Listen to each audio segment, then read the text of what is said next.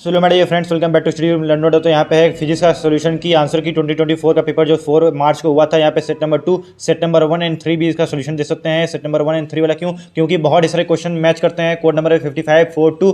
तो आराम से इसको देखिए। यहाँ पे आपका यहाँ पे सब कुछ दिया है जो भी आपके कैलकुलेशन से रिलेटेड चीज़ होती हैं। पहला का यहाँ पे आंसर हो जाएगा। यहाँ पे देखिए VP equal to 1/4 pi epsilon not Q by R में आपको पुट करना था। यहाँ पे जो वही डेटा दे के रखा था, इससे सोल्यूशन निकाल लीजिएगा। फिर यहाँ पे क्वेश्चन नंबर 2 में दिया था, यहाँ पे ऑप्शन नंबर A हो जाएगा। ठीक ना, इसमें Q2 को बोला था कि सबसे लीस्ट मैग्नीट्यूड है बट पॉजिटिव है। यहाँ पे हो जाएगा आपका ऑप्शन नंबर A। फिर उसका जो है the magnetic susceptibility of a diamagnetic material is small and negative. फिर यहाँ पे दिया था आपको circular loop A of radius R current. फिर another circular loop B of radius R/20 is placed concentrically in a plane of A। The magnetic flux linked with the B is proportional to R 3/2 हो जाएगा, R की power 3/2। फिर a particle of mass and charge Q is moving with velocity Vx I cap plus Vy J cap is subjected to magnetic field B not I cap it will move in a circular path. अपने question solve किया होगा तो आपको पता होगा कि circular path में move करता है। ठीक, उसके बाद यहाँ पे आपका क्वेश्चन नंबर 6 हो जाएगा। The quantum nature of light explains the observation of photo electric effect. बहुत ईजी है। The maximum kinetic energy of photo electrons depends only on the frequency of incident radiation. बहुत ईजी था। फिर the phase difference between the electric field E and the magnetic field B in an electromagnetic wave propagation along Z axis is 0, आपको पता होना चाहिए। फिर यहाँ पे the radius rnth orbit in Bohr model बताया था मैंने। ये वाला 2 पेज बहुत इंपॉर्टेंट है। मैंने अपनी स्टडी वाली वीडियो में बताया था कि लास्ट में टी पॉली वीडियो में बताया था कि ये वाला 2 पेज इंपॉर्टेंट, इसमें फॉर्मुला जो है सब इंपॉर्टेंट। देखिए इसमें सी वाला ऑप्शन होगा। फिर यहाँ पे source V equal to 282 sine 100t volt is connected to. तो सबसे पहले आपको क्या करना था, सबसे पहले आपको ERMS निकालना था।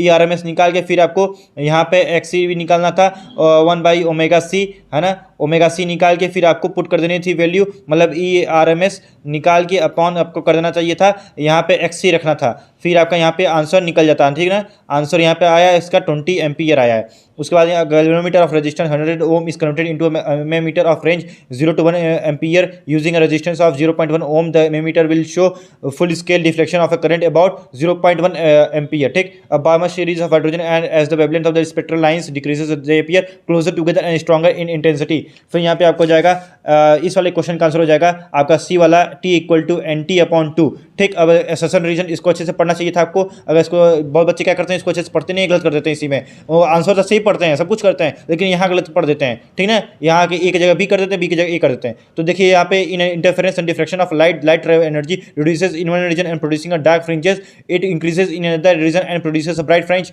सही है। This happens because energy is not conserved in the phenomena of interference and diffraction. बिल्कुल सही है।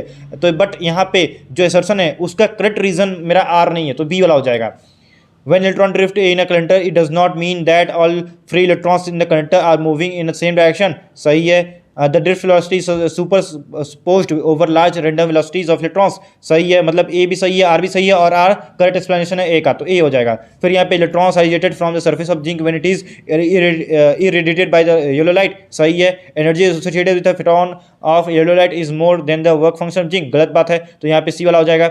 The temperature coefficient of resistance is a positive for metals and negative for p-type semiconductors। सही है। The charge carriers in metals are negatively charged whereas the majority। तो इसका हो जाएगा A वाला ऑप्शन, है ना। क्यों? क्योंकि रीजन भी सही है, असर्शन भी सही है। ठीक है ना, रीड करने के बाद समझ में आएगा कि भैया दोनों सही है, और रीजन भी असर्शन के लिए ही करेक्ट एक्सप्लेनेशन है। तो ये हो गई है आपका सोल्यूशन की। ठीक ना, और आगे के सोल्यूशन की मैं अपने नेक्स्ट वीडियो में डालूंगा जल्दी। आजकल मैं आपको और भी बाकी सेट के सेट नंबर 1 एंड 3 के भी सोल्यूशन आपको दे दूंगा। बट बाकी भी सेट वाले बच्चे इसको देख सकते थे आराम से। इस तरह के सोल्यूशन वीडियोस में मैथ के भी लेके आऊंगा। केमिस्ट्री का डाल चुका हूँ, जाकर देख सकते हैं सभी सेट वाले। उसका इंग्लिश में भी डाल चुका हूँ, वो भी देख सकते हैं आराम से। अभी मैं इसका भी डाल दूंगा। आजकल में 1 2 3 जितने में 2 तो डाल ही दिया हूँ, 1 3 का भी सेट का मैं सोल्यूशन डाल दूंगा। All the best.